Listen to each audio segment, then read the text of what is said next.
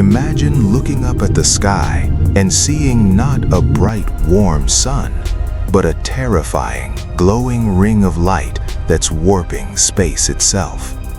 Well, for one unlucky exoplanet out there, this nightmare is a reality.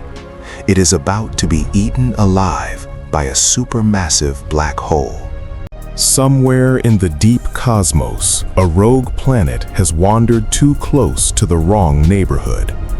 Without a host star to keep it in a safe orbit, it has been drifting through dark nebulae for billions of years. But now, it's caught in the gravitational death grip of a cosmic monster, a supermassive black hole. And the clock is ticking. So, how does a black hole actually eat a planet? It's not like a giant mouth chomping down. It's all about tidal forces. The gravity pulling on the side of the planet facing the black hole is significantly stronger than the gravity pulling on the far side.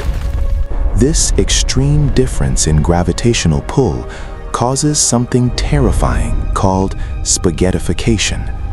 The planet literally gets stretched and squeezed, its crust shattering as it gets pulled into a long, thin stream of superheated matter. To truly grasp how terrifying this is, we need to look at the scale. If you placed our entire Earth next to our Sun, we are just a tiny speck. But if you took our Sun and placed it next to a supermassive black hole like TON 618, our entire solar system, from the Sun all the way out to Neptune, could easily fit inside its event horizon with room to spare. This planet is like a single grain of sand falling into the Grand Canyon. As the shattered planet approaches the event horizon, the point of no return, physics goes entirely off the rails. The intense gravity warps the fabric of space-time, bending the planet's light around the black hole in a glowing accretion disk. And if you were somehow standing on a surviving chunk of this world, time dilation would kick in. To you, the universe would appear to speed up, while to an outside observer, you would look completely frozen in time, slowly fading to red. And then, the grand finale. The planet is ripped into a glowing river of plasma, moving at near the speed of light. As it violently swirls into the accretion disk, the friction heats the gas to millions of degrees. The black hole gorges itself, and suddenly, boom! Magnetic fields channel a fraction of this doomed planet's matter to the poles, blasting it out into the cosmos as brilliant relativistic jets of radiation that pierce through the darkness.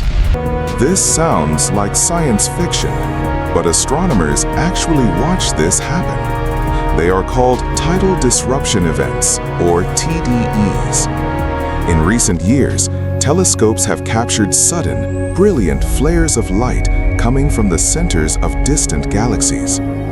By analyzing the data and light curves, scientists realized they were watching stars and likely planets being shredded and devoured by black holes millions of light years away. We are watching cosmic crime scenes unfold in real time. But here is the crazy part.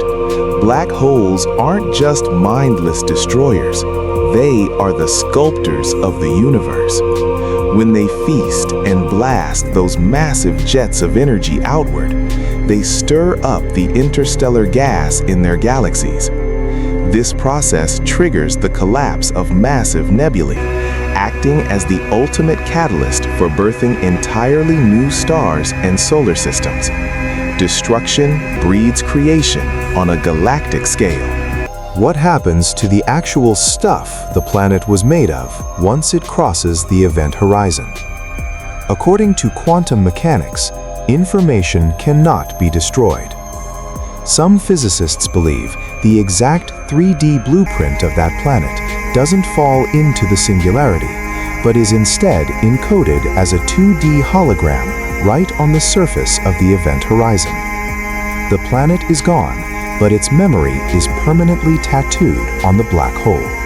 Looking at the absolute chaos and power of the universe, it really makes you appreciate our quiet little corner of the Milky Way. We are floating on a safe, fragile blue marble, orbiting a stable star.